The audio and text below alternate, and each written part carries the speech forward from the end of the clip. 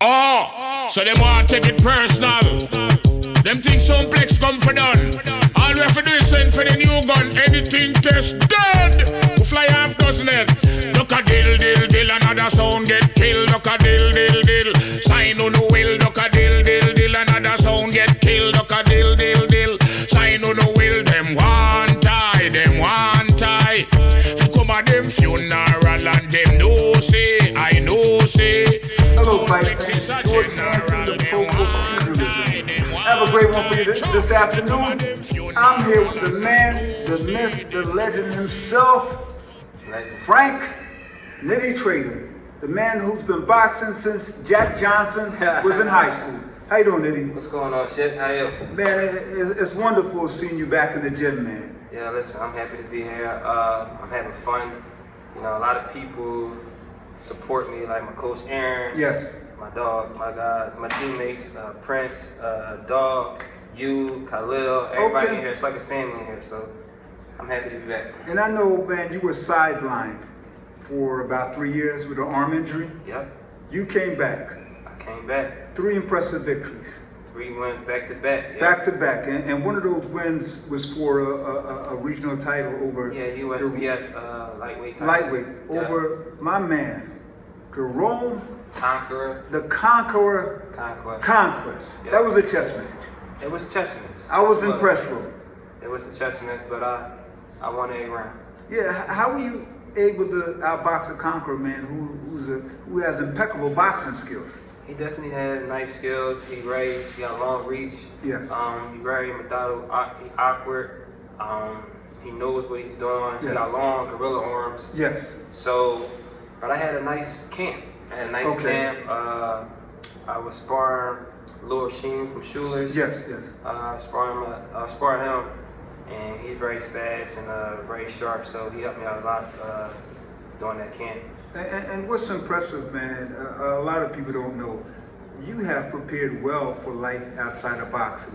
Talk to me about some of your endeavors. You're a student at Temple University? Not Temple, no. I go to community college. Community, okay. Yeah. What are you studying?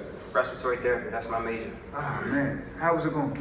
It's going good. Right now I'm in summer 1, summer 2, taking my prerequisites. I gotta take public speaking, which is going right now. Okay. I got an A in that class right now, so.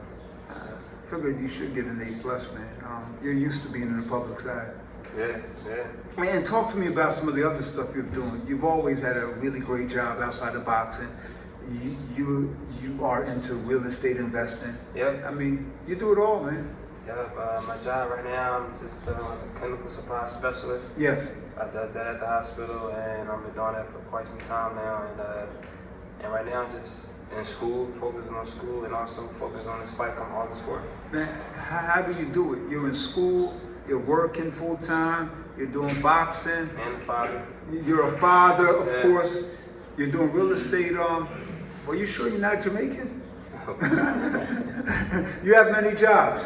Listen, I gotta stay busy. Man. You stay busy. I gotta stay busy. Yes, I gotta stay busy. You stay busy. Yeah. Talk to me about this fight. It's on August 4th. August 4th. Do you have an opponent yet? I do. I think he's from Brooklyn. I forget the guy name. Okay. I don't really care. I think he's southpaw, which I don't care neither. Okay. I mean, you know how to take care of southpaws. That's absolutely. But one of the things, I look at your skills. I look at your career trajectory. You need a big fight. I do. You need a big fight on TV. I do. Like, get past this fight, God willing. You know, I'm looking for a big fight. They may say Frankie been off for a while, he inactive, you know, but at the end of the day, I be in the gym. Yes. I'm in the gym. I stay around the gym.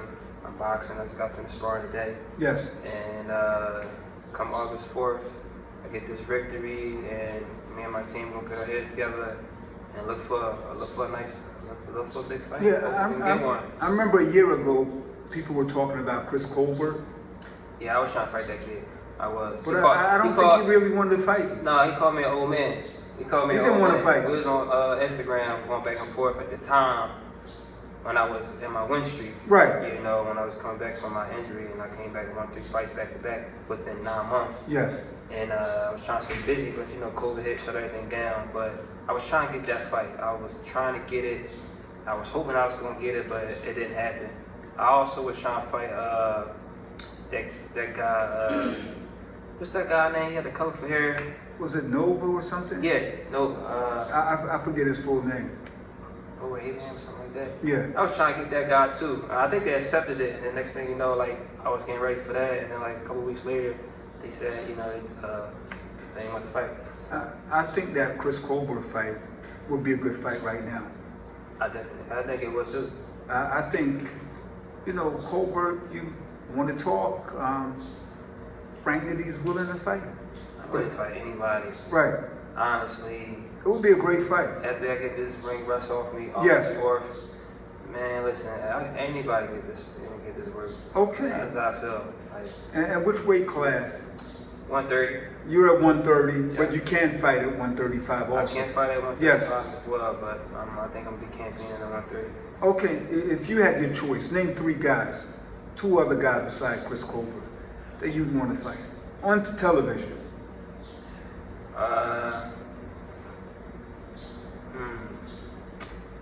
The guy that I can't forget his name. Valdez. Mm-hmm. Is it Valdez? I don't remember. I think Shakur Stevens is beating. Okay. Yeah. Okay. I would like to fight him. Mm-hmm. But not Colbert, him, or one of these other guys. Somebody that's going to basically catapult me.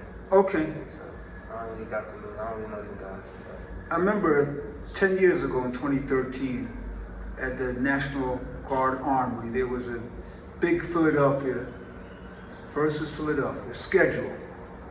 Frank Nitty Trader versus Tevin Farmer. Yeah, that fight, I was looking forward to that fight. I was too. It never happened. I got injured. You got injured. A lot of people might say otherwise, but I got injured and I wasn't 100%, and I wanted to be 100% fight Tevin Farmer because I knew he was going to be 100%. Yes.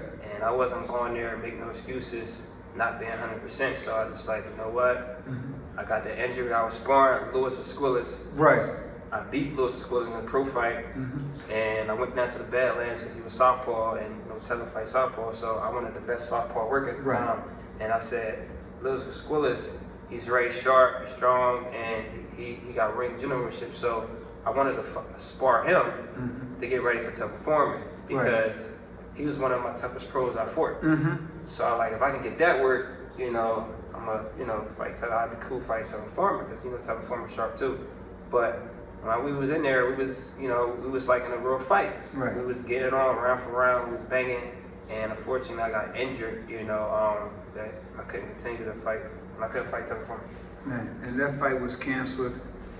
Years later, Tevin moved up the ladder, won the IBF junior lightweight title, made full-time defenses, lost it, been off for 3.5 years, just fought last Saturday. Yeah, he fought Avery Sparrow. And won over Avery Sparrow.